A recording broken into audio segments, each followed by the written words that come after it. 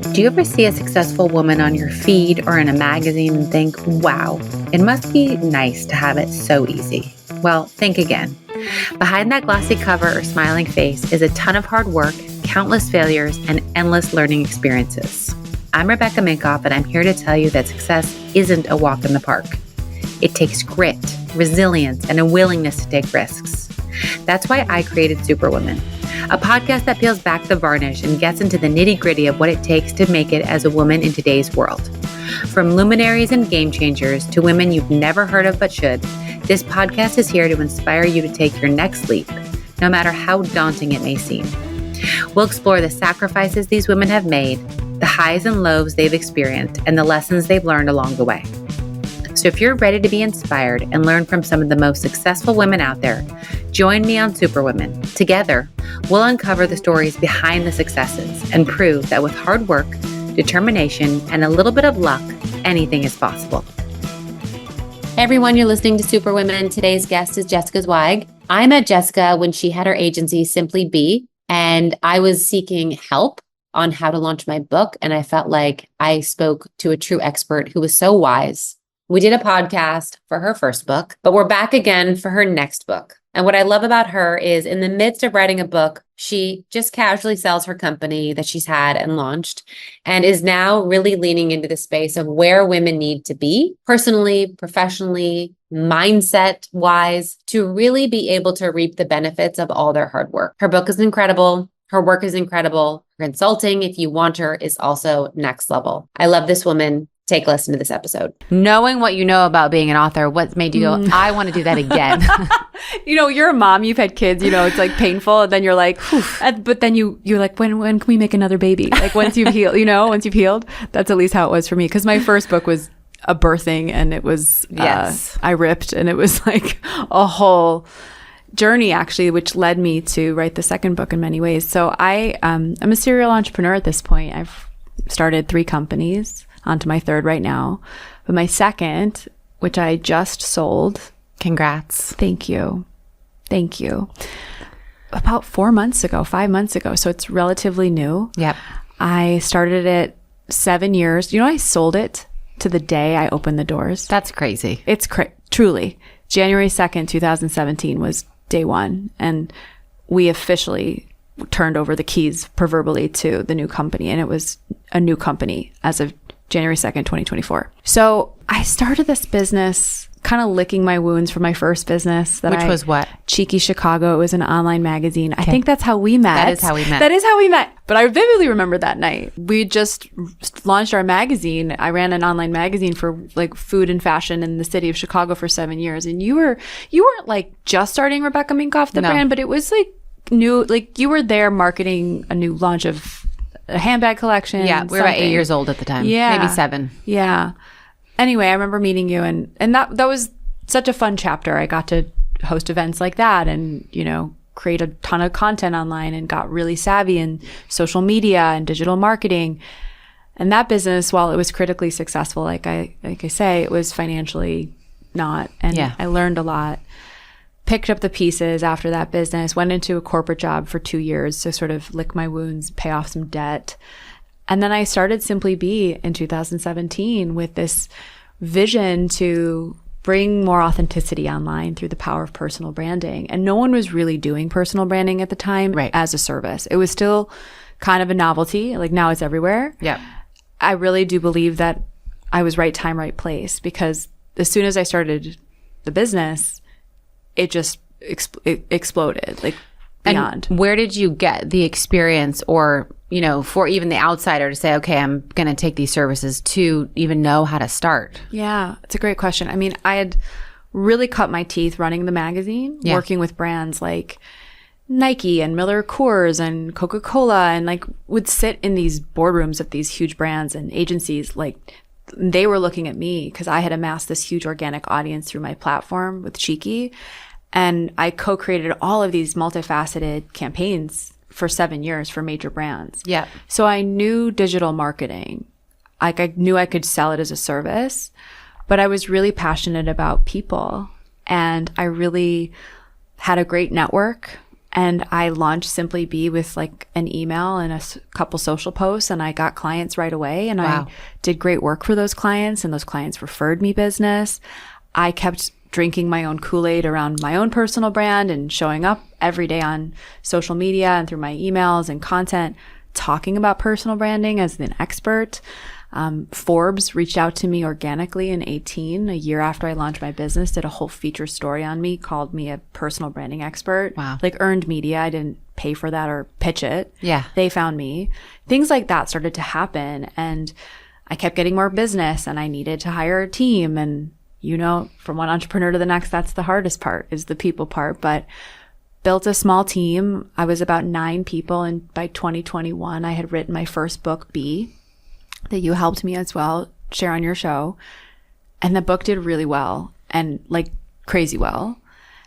And it exploded our pipeline. And I had to hire, I went from 9 people to 22 people in less than a year. Wow. Less than a year. And That's hard. shit broke. Yeah. Everything broke. Like process, systems, people. Mm-hmm. And the beauty of Simply Be was, you know, I really learned how to become a CEO and run an amazingly, by the end, a well-oiled machine, and built a business asset. Because for a long time, it was a lifestyle business. Like, I loved it. It was something I never could see me not doing. Yeah. But I had in the back of my mind that if I ever like did something else, I'd want to sell it before I do the next thing. And after the book, after this rapid scale in 22, so kind of taking you on a timeline here, I crashed from real burnout. Yeah. Like, not like, oh, I'm burnt out, I'm tired. Like, I was fucking cashed. Yeah. Diagnosed with depression. Couldn't leave my house for a few months. Didn't have the energy to shower or socialize. Cried all the time. Like, I was demobilized by the 100-hour work week, sprinting up a mountain, building this company, being on the heartache and heartbreak of a team, surviving a pandemic. It just all caught up with me in 22. Yep. Went on a healing journey. I had no choice. Yeah. Had a fortuitous trip to Egypt at the end of 22, which is where my book starts. Came home after that trip. I literally had the most life-changing experience in that country. I had a full-on ego death. No medicine, no psychedelics, like just in the temple. I'm glad to hear that. And we can heal ourselves through meditation, therapy, coaching, breath work, silence, you know, looking at our own shit and having the right tools that don't require us to lose our minds. Yep. So long of the short of it is I came back from that trip. 23 was really the fallout of that trip in the most beautiful way. I had found an integrator. I had found like a COO role right before I left for Egypt. Oh, good. She was like, give me 90 days and I will get you out of the weeds. Because I was in the weeds of my business. That was like why the hamster wheel of burnout wouldn't stop. Yep. And she got me out of the weeds in 45 days. Wow. She changed my life. Yep. Shout out to Shauna. She's like the best operator I've ever worked with in my career. She was very expensive. She was worth every fucking penny. And so 23 came around and I had space. Mm-hmm. I had like mental headspace to like dream and think about what I would do next. And dare I say, close my computer at 3:00 and like take a walk. Yeah. Isn't it weird how there's shame around it? Yes. Like that, like you said, dare I say. Dare and I I say. used to remember sneaking out of the office. I felt like I was sneaking out at 5 just to get home early to make dinner. And I'd be like, Right, for your family. Yeah. don't see me. I'm not leaving early. Uh-huh. And I was like, I don't want why? to set the example of taking care of myself and prioritizing. Right? It's so fucked up that we have that. Well, that's what my whole new book is about. Yeah. Honestly, to really offer an invitation to really look at that. Yeah. Those months of space as I healed my nervous system, healed my burnout, unhooked from like the addiction to like toxic hustle. Mm-hmm. I had somebody to support me doing that. Like, I'm not a mom, but it's like having a nanny, like someone to like take care of your life for you. That was a privilege. But like I said, best investment I ever made. And I wrote this book in 3 months during that time. Wow. I got a second book deal and I channeled this whole book. It came through me, poured through me. And then a few months later, a company called Hawk Media knocked on my door You're like, do you want to sell your company to us? And I was really ready. Yeah. I was ready personally, mentally, like clearly, but I would share to those listening, because I know many of them are founders and entrepreneurs, like, you have to really build your business as an asset. Mm-hmm. It has to be able to run without you. Correct. And that had taken me quite a few years to do it, but I did it. Yeah. And so I was ready, but the business was ready. And I think those two things, in addition to finding the right buyer, have to be in place. And I officially signed my papers in December, and wow, here we are, exited founder, and started this new business, coaching, just me. Yep. I'm the business, which is awesome. Simplified it. I'm really excited about my new book. Oh my gosh. So we're going to dive into the book in a second. I just want to go through that moment when you signed the papers, because I remember when we signed ours, it was a mixture of sadness and excitement. Yes. And I'm sure people listening or other people that haven't sold their companies is like, oh, cry me a river, you sold your company. Like, but it's still something that you grew and was your baby, and it's still hard, even if you are doing well from it. Totally. All of the things. I mean, I will say that the journey to get there in and of itself, like it's such a great cherry on top and thing to put on your resume, like, oh, you sold it. Yeah. But if you got your business to a point where it could be sold, the blood and the sweat and the tears and the pain that it took to get to that moment is actually really more admirable than the exit moment. Correct. There was elation. There was absolute sadness and surrender. I signed it. I don't know if you know this. So I signed it on December 1st. That morning I signed it, my throat started to scratch, and I got the hit with the hardest sickness. I came down with like the flu, a sinus infection. I was sick for 2.5 weeks after I signed my papers, because I feel like my body had been holding not only up the business, but like the due diligence, the acquisition process, like stressful. 6 months of stress. And as soon as it was official, like mentally, physically, my body was like, oh my God, I'm going to like let it all go now. Yeah. And I was so sick after that. And then, you become a new business and you're like, wait, why wasn't I invited to that meeting? I know. Wait, why didn't anybody tell me that happened? Why wasn't I copied on that email? Like the first few months of being Simply Be powered by Hawk. Yeah. I was fucking pissed. Yeah. A lot of anger and frustration and anxiety comes up. Yeah. But that's why you sold it. Right. Like I've had to practice surrender these last few months, and I'm on the other side of that for sure. That's good. I think it takes a couple of months, and there's no one who stays on.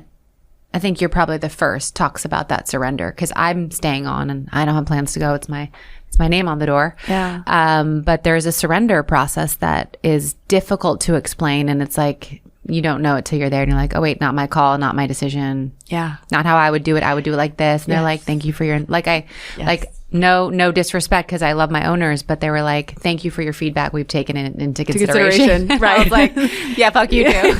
Exactly. Okay, you didn't want my opinion, but thank you. And you don't have line of sight into certain things. Right. And it's like, you kind of sell your business to buy yourself your freedom, but there's a cost to that in its own right. Yep. Too. Yep. Yeah.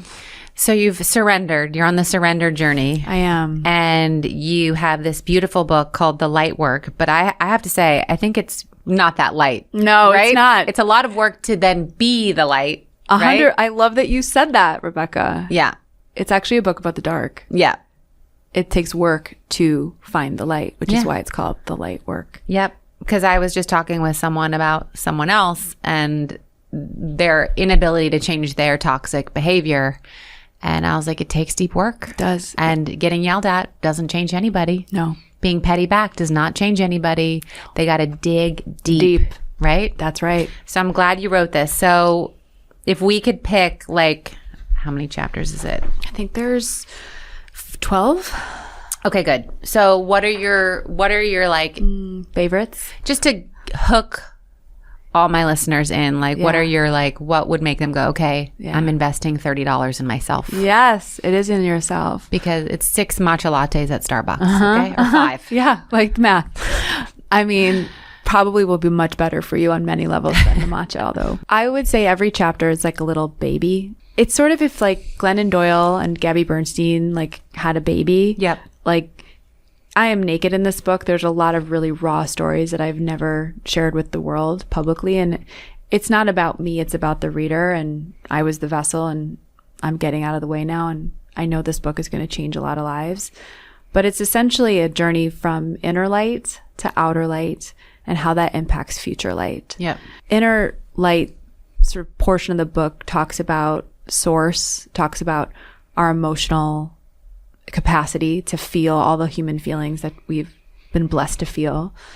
I have a whole chapter on body and our relationship to the sacred vessel we've been born into, and many of us hate it, abuse it, put things in it that we don't really know what they're for. I'm very... Can we stay on that for a second? Because it blows my mind the amount of people who you just mentioned do that, or even me, right? Like I've had my ups and downs with hating my post-baby body, whatever, all that stuff. But it's like what we put in our bodies, the makeup of that, the pesticides, like all this shit. And then it's like, I don't feel good. I'm depressed. You're like, well, what have you been eating? Where have you been? You know, like you're in a toxic soup if you're not detoxing that shit. Correct. It's like 90%, I think, of your serotonin is produced in your gut. Yes. Yes. So like, how do you even go here if that's all messed up? Your hormones, everything, right? Yep. I go deep on the body chapter is probably one of my favorite chapters. I'm so glad. I'm calling out the Matrix in my book. Yeah. I don't know if you know what I mean when I say that, but I'm happy to describe what I mean. You mean the Keanu Reeves Matrix? No, well, that's a great movie and you should watch it. It has a great metaphorical kind of perspective on what's happening on this planet. Yeah. But the Matrix is the dark forces on this planet, I believe this, that keep humanity sick. Yeah. In fear. Yep. And therefore controlled. Yep. And to be a light worker is to bust those paradigms and to wake the fuck up and see what's happening across every facet, from big food to big pharma to corporate capitalism to mass media to social media. It's the shit that we're feeding our brains and our bodies that are dimming us. Yeah. And my book is a real invitation to look at every aspect of your life, from the inner to the outer, and your influence and importance into the future by becoming sovereign, like in your own power, right? And claiming back your light. And that can only be found through, most of the time, dark experiences. Like we have to be brought to our knees with body dysmorphia or autoimmune disorder or devastating love addicted heartbreak or a breakup with a best friend, or really looking at our family trauma, or understanding how we're approaching our businesses from scarcity and competition. Like I talk about all in my own journey, all of those things I've experienced. Yeah. And I've sort of allowed myself to be seen in this way, to say these are happening for us, not to us. We're not victims to any of it. And our awakening is essential to, I believe this so strongly above all, to the planet thriving, to humanity's future, which is why the book ends with future light, and how the unique journey that we take impacts the collective consciousness. Right. And I don't have children. I know you do. I have 2 nephews and a niece, and I love them. I think about them all the time. It's like, what's the world it's going to look like when they're in their 40s? Oh, it's fucking freaky, dude. It's terrifying. Terrifying. It's partially why I honestly haven't had them. I'm like, that's a big reason. I mother the world in my own right, but like, there is a real call that I have, and I know a lot of women have, to create a better world. And it starts with us. It starts with our own, the ways that we choose our thoughts, how we treat one another, how we treat our bodies, what we put in them. And so I hope that was a good sell for the $30, because it's a really, it's unlike any other book I've seen. It's a real journey into some very deep things. Yeah. For whatever it's worth, I had to have my parents read the chapter I wrote about family a year before the book came out. My mom read it. She's like, you're a great writer. That's my mom. She's just like, fine. You're like, I went deeper. She's like, this is your story, Jessica. My mom's just a Jewish mom who, supports her daughter.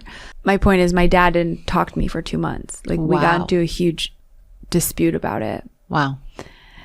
So I've taken some real risks in standing for truth and calling out things that I in the world as far as the matrix that I don't really believe are right. And I've chosen to be seen. And it's an invitation for her to see herself. Yeah. Her, I mean, not your mom, but her the reader. The reader. Yeah. So with taking that risk, were you scared to release the book? Yeah. Yeah. I'm not going to, I just got my own galley a couple months ago, and I was like, oh, yay, my book's here. I get to hold it. And I started reading it, and I'm like, I'm going to throw up. Yeah. I can't believe I'm sharing this. Right. I wrote this. This is going to be published. Right. And then I had a session with one of my astrologers, many spiritual teachers, and he was like, Jessica, this isn't about you at all. You need to get out of the way. Right. This book came through you, and if you make it about you, it's the whole game in anything we create, really, right? It's of service. It's meant to make other people inspired, educated, bring them joy with what you do in the world. I mean, if we make it about us, it's only going to cause suffering. Totally. Yep. Yeah, because if your purpose is to help others, then you have to be the vessel, and then there it is. It's out in the world. It's out in the world. So with this, how have you managed, because this is an all-encompassing work, right? And what's going to come from this is going to be its own new strata of probably help, support, speaking. Yeah. And you have your new business. Yeah. So how are you sort of toggling, or what's your plan with both? Yeah. So with Simply Be, well, Simply Be and your personal, business and this. And how are you going to not get burnout again? Yeah, it's a really good question. Thank you for asking that. I'm up against that right now. So I have a beautiful arrangement with Hawk. I'm really there to be the face. They call me in when I need to close some deals. I don't have a manager. I don't have, literally day one, they're like, you're not needed anymore, but I love being involved. I love still standing with Simply Be. I touch certain clients still, but I've been coaching. So I launched myself as a coach for high-performing female entrepreneurs to help them with their brands, their business, as much as their spiritual journey and practice. I really am standing at the intersection of that. And I've gotten so many clients. Wow. It's been crazy. And I'm very grateful. And I love all the women that I'm working with. I wouldn't work with them unless I loved them. It has to be aligned, especially in a one-to-one kind of container. Yeah. But I'm launching an online program. Wow. My first. And I mean, I've done it a few times kind of organically, haphazardly with Simply Be. But I'm creating a business school online called the Feminine Frequency Business School. And it's really taking women into their bodies, up into their cosmic truth, forward into their message, and womaning them up, if I may say, to really understand how to run a business in your full power. Yep. Across your team, across your brand, across how you market, how you sell, how you build your operations and systems, but really not negating our unique feminine power as women and killing ourselves. So to your question, I'm starting to move away from the one-to-one because it's not scalable to do that. Correct. And I'm bringing my business online more and have put a small team around me already. And the goal is to live a very spacious life. And I made that very clear to them.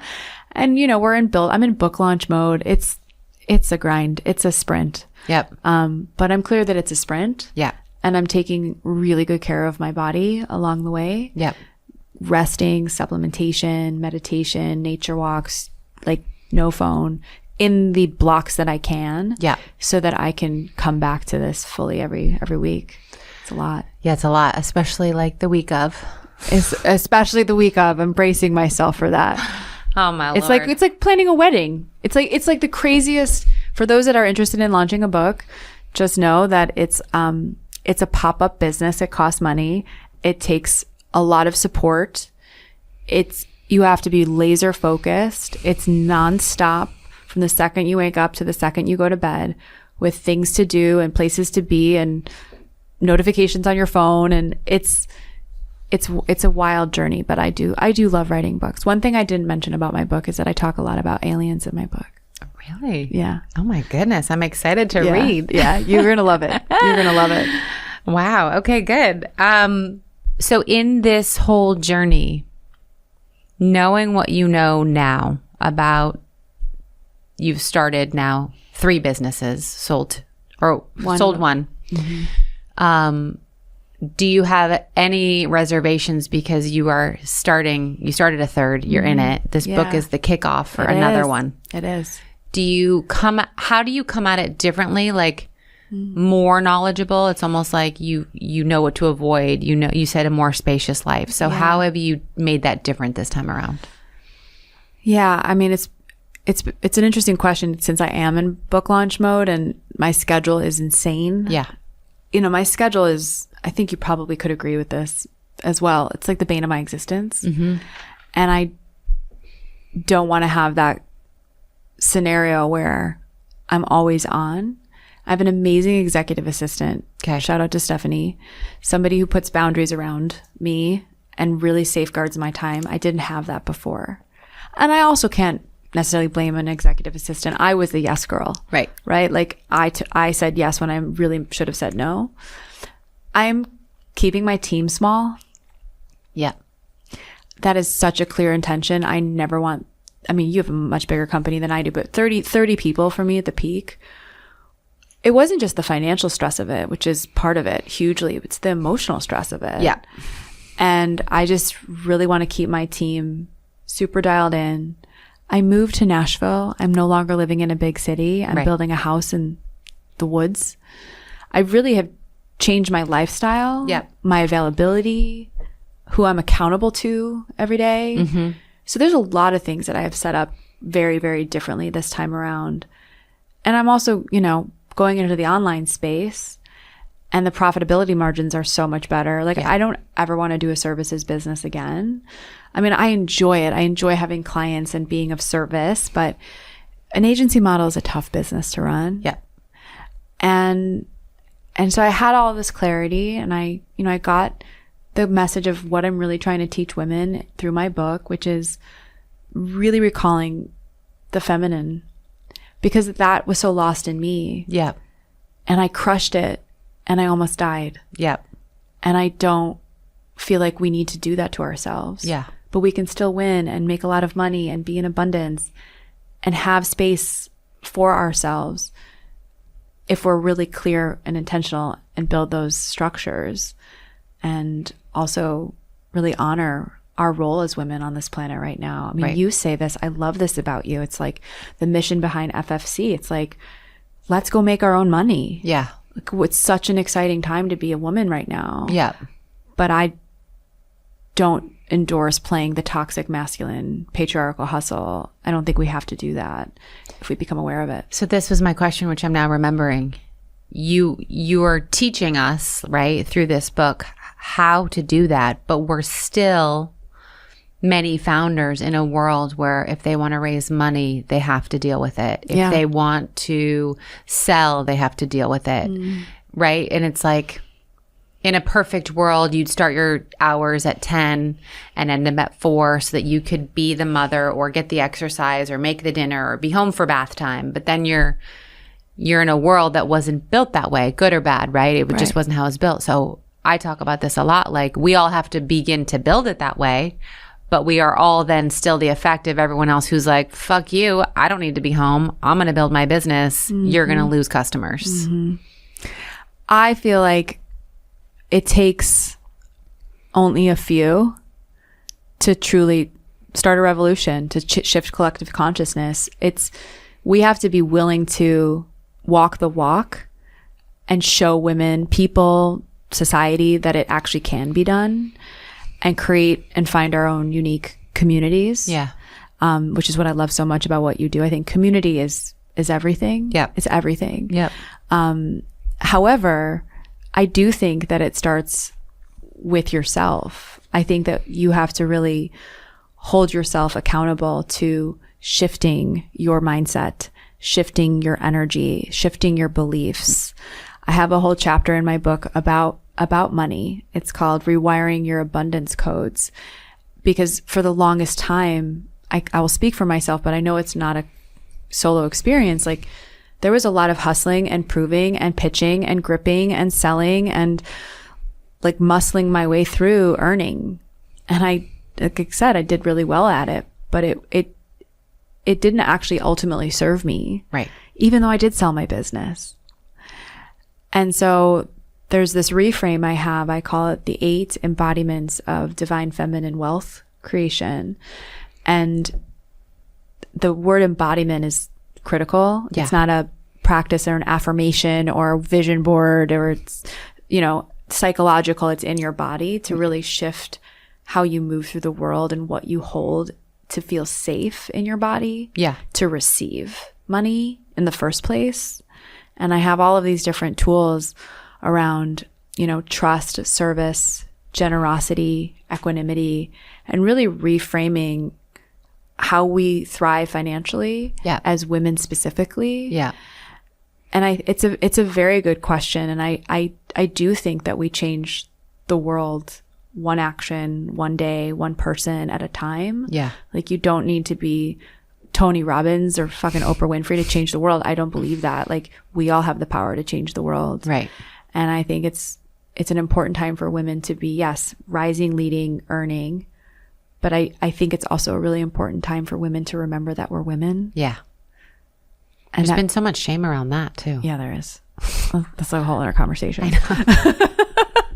But I'm standing Maybe not safe for work. Right. No, not here. But like, I'm standing. Yeah, I was born into a female body, and I feel like it's a blessing and it's a gift, and we're designed in a certain way to be more gentle and loving and kind and embodied in our femininity. And I just think we've been trying to play a patriarchal game that was written by people who are not us, rules we didn't create. Yeah. And it's like slowly killing a lot of us. Right. Well, it's hard because you can say, I disagree. And then you're like, oh, that was a rule. And this isn't any bashing against men. No. They were the ones working. They built it a certain way. Just like if we had started out, that we would have built it a certain way, and they would have been like, we want an hour every day to watch sports. Who knows what they would exactly. Exactly. And they should. I mean, or go hunting or fishing. I mean, no, this is my historical nerd coming out, but for the book, I had to do a lot of research. I wanted to really write about feminine presence on this planet and where it came from, what happened to it, where it's going. And I read this book front to back. It's this thick. I did read it over the course of a year, and I highly recommend, if you're so inclined. It's called The Great Cosmic Mother. Okay. And essentially what it breaks down is humanity on this planet. I think about things very cosmically and spiritually, of course. Humanity started to evolve a couple 100,000 of years ago, 200, 300,000 years ago. The patriarchy as we know it, which was written by men, it started when things were able to be recorded on stone, was really the dawn of the patriarchal historical context that we see today as truth, religion, territory, land, control, power, church and state. All of that took place and was written, and we've been playing it out for the last 4,000 years. That's it. Right. What happened for hundreds of thousands of years before the patriarchy started? Right. How was this planet actually run? Right. How did we live? And from what I have researched, and I've read a few more books than just that one, it was a matriarchal society. Women led tribes, women led sacred ritual. Women knew when the weather was turning because we were so attuned to the Great Mother. She would tell the men when to go hunt. Wow. We were at the top. We were the queens. We were the goddesses. We were oppressed. We were born. We were a threat to them. As the male consciousness came online, we no longer served their agenda of power and control. And it was really truly the start of the downfall. The church. Oh, I see. Because women who had these codes of the earth were labeled the witches. Right. And then they burned women, millions of women. Right. For hundreds of years. And this is all in that book? It's all in this book. So what's the book called? The Great Cosmic Mother. Okay, so you're going to read The Great Cosmic Mother and the light work. And the light work. Yeah. It's a double whammy. They go together. It'll make a lot. No, my book is going to make a lot of sense, but that book will blow your mind. Wow. Yeah. Oh my God, I'm so intrigued because I always wonder, I'm like, when did it switch? Yeah. Okay. So where can everyone buy the light work? Yay. Where can everyone find you, take the masterclass? You're so sweet. Beg you for personal branding, even though you're winding that down. I'm doing it for women in certain containers, but I do it for you. Okay. Thelightworkbook.com Okay. is where you can go buy it. If you buy it on thelightworkbook.com, I send you like $3,000 worth of free bonus material. Whoa. Yeah, I give you a masterclass, coaching calls. You get a ticket to my live virtual launch party on August 8th. I've got Michael Beckwith, who wrote my foreword. He's a huge spiritual teacher. Koya Webb, Danielle Page, who's an astrologer. They're all going to be with me live in studio, and we're broadcasting across the world, a 4-hour virtual event celebrating Lionsgate, it's on 888, which is a very auspicious day, of course, and the celebration of the book. It's going to be a day of manifestation, activations, meditations. It's going to be powerful. So if you go to thelightworkbook.com, you don't only get the book, but you get all of that and so much more. And come find me on jessicazweig.com and Instagram. It's my name, and I spend a lot of time there. Would love to meet your community. So one last question, which just prompted me. You talk about the toxicity of a lot of things, one of them being social media, but you're on it. I am. Are you on it and you leave, or do you consume? That's a really good question. I like to see myself as a community leader there. Okay. And a content creator, but it's a game. Yeah. It's a game. Yeah. And it's powerful. When you game it right, it drives business. Yep. And it creates connection. And I like to follow people back. Like I have, a lot of people who follow. I don't know. I'm not one of those like, I'm too cool for you, I won't follow you back. Like right. I love my community. I really try to connect with them. I don't really doom scroll anymore. I actually, you know what I did? What? I created a fake account. Okay. I'm not going to tell you the name. And what I did is I followed like 25, 30 of my favorite women. Yep. Whose content I really admire. Yep. And I use it as an inspo page. Right. Right. And so I kind of use my full account to like pour into my community, like my true account, and use it as a business vehicle. And then I will scroll, but I'll scroll what I want to see for my own strategic know-how. Yeah. And to support. They're all women I love. And that has really it's made Instagram work for me. Totally. More effectively. Yep. But it's hard. Yeah. How do you feel about Instagram? It's that blessing and a curse. Like it's the portal. It's the new search. Like my customer starts out on Instagram. She doesn't start out on Google. Right. Yes. And so she's there. And she wants the personal, right? Because it is my name and I want to see what else is happening. And I feel like I need to know what's happening because it's that type of world. But sometimes I'm just like, I just wasted an hour. I could have been sleeping. Or like. I know. I'm the same. Or my kids, if they see me on it, they're like, oh, what was that? And I'm just like, oh God, what am I showing? What am I teaching them? So I'm trying to figure out my relationship with it. And as things get more harried in the next couple months and like what's going to be my relationship with it, because I think that I've been told do not read the comments once things get once things develop. I'll say and so we'll see. You can't read the comments. No. I've been warned by high and low, do not read the comments once things are in motion. So I'm proud of you. Thanks. For doing that. And you know who you are. And they're going to love you. The viewers, they are. Or they'll hate me, but guess what? It doesn't matter. It doesn't matter. It doesn't matter. You can be a troll from your basement and it's just fine. And that's why you're in your basement, because you're a troll. No, truly. Someone sent me a text like they'll be crying and you'll be like laughing all the way to the bank. And I was like, good reminder. Yeah. It's on that point real quick. We reconnected in October. And like, there's a lot of trash online. And that to me is one of my hardest parts with it, is just like propaganda and toxic shit. And, even just like junk scrolling through, like it's mindless. But there's like real beauty in it because you can really foster genuine connections there and relationships. And to me, that's what I've always loved about social media. Yeah. And really coming back to that like the principles of what it was really for, which was like to break the third wall and for better or for worse and really build relationships. And the rest of it, you just have to tune it out. It's nothing to do with you. Yeah. And what's really truly genuine will sift up to the surface. Yeah, for sure. It always does. So before we go, last 2 questions I ask all my guests. Hopefully you're prepared. Let's go. Great piece of advice you want to leave listeners with, either that you is your own genesis or that someone gave to you that was actually helpful. Well, there's a lot of advice in my book.